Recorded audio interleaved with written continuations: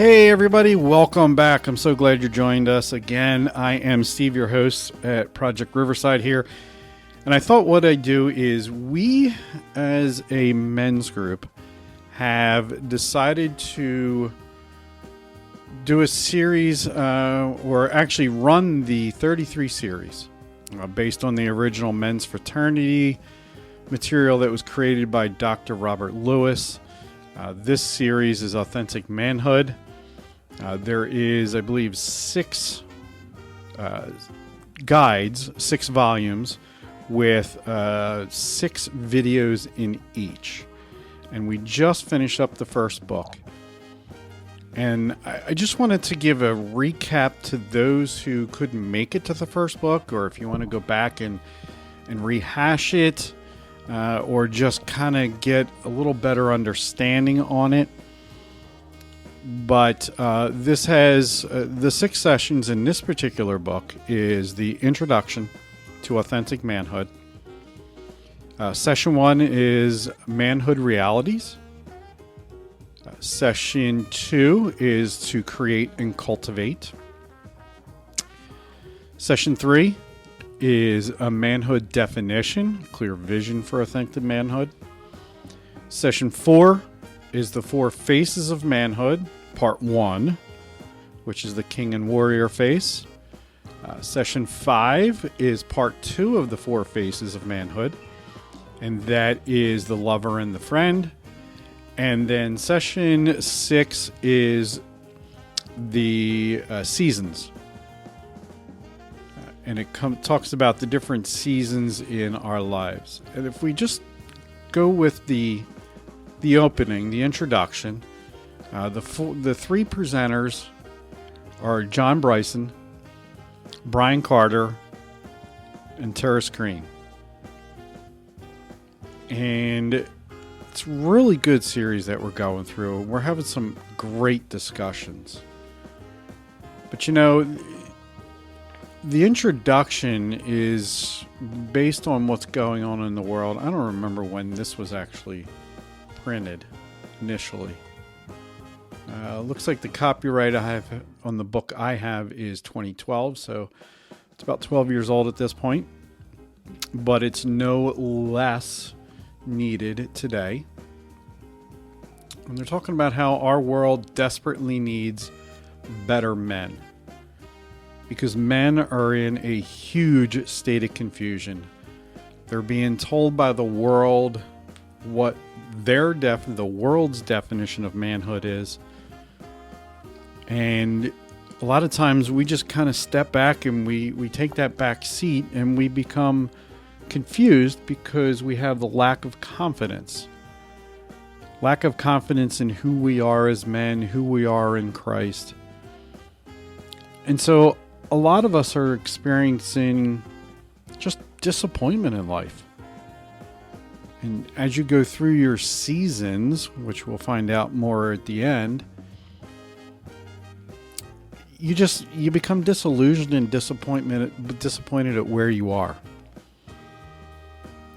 I know that I've had discussions with a lot of men that are experiencing the pain because they're lonely, they're drifting, they're being pulled around by life instead of making it happen to life.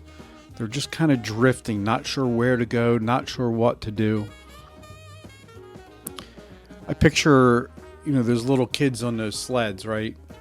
You have a beautiful snowstorm out there and the snow is laid down and maybe it's still flurrying, a little cloudy, and the little kid just wants to go out and play in the snow. So, these old sleds that you'd have a rope attached to the front and there'd be a seat on it. And you'd put your 1, 2, 3-year-old on there, and if you were tying them in, you would tie them in. You could just, you start pulling that sled around and the kid just goes wherever that sled goes. And if you're going downhill and the sled passes you and it all of a sudden whips because you grabbed a hold of that rope real quick, the kid's going for a ride, right?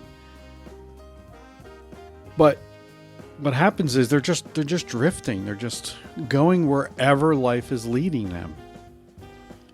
And so a lot of times the men are just turning to an escape of some sort. They're becoming numb to the pain to keep themselves from getting hurt. Heard of the things that we hear, what's going on out there, the way people are treating men. We're confused, and it creates major problems, right? The statistics as of then were something like 90% of murders were committed by men. 88% of robberies were committed by men. 76 of all people arrested were men. In fact, this quote says that gender at this time, I don't know if it's still true, I didn't look it up, but gender at this time was the single biggest predictor of criminal behavior. Men commit more crime than women who commit less. This distinction holds throughout history for all societies, for all groups, and nearly every crime category. So I'm assuming that's very similar or same true today. So the issue is, without a compelling vision for manhood, men are going to settle for less. Right? And some of the roots to where we are today are, some of the things that the racism that happens. The Industrial Revolution, this was eye-opening. If you think back to before the Industrial Revolution, men were farmers for the most part. And so the boys grew up working side by side with their fathers. And they got to learn what a man actually was and what a man did and how he was supposed to treat his wife and his belongings and his land and everything that God had given him. And then along comes this Industrial Revolution, and instead of staying home training the kids, the father would go to work. And dad might go to a plant and work at an industrial plant, or might go to the office. And now dad, instead of working alongside with his son, dad is now going out for 8, 10, 12 hours a day, 14 hours a day, and spending his time away. And by spending his time away, it would be somebody else's responsibility to teach the child. But the father has certain things that the son needs.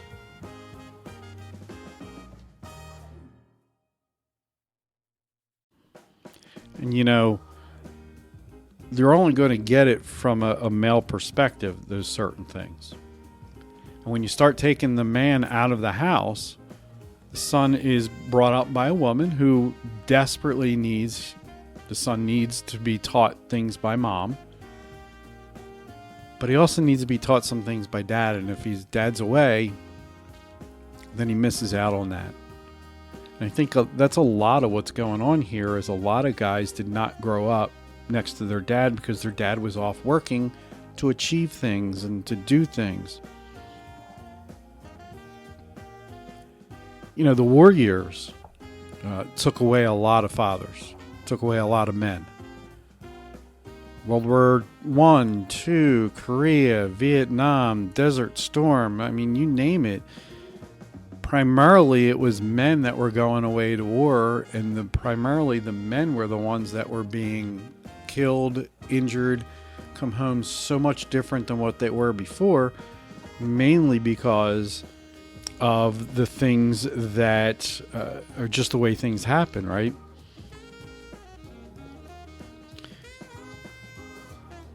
And so the war years took a lot of men away. And now with feminism, you're looking at the role of man and manhood is they're trying to redefine it. And some of it has turned into an extended adolescence where, even the government now is saying that, hey, you can have your insurance until you're 25. Well, what happened to 18 when the boy went out on his own? Tried to learn his own way in the world.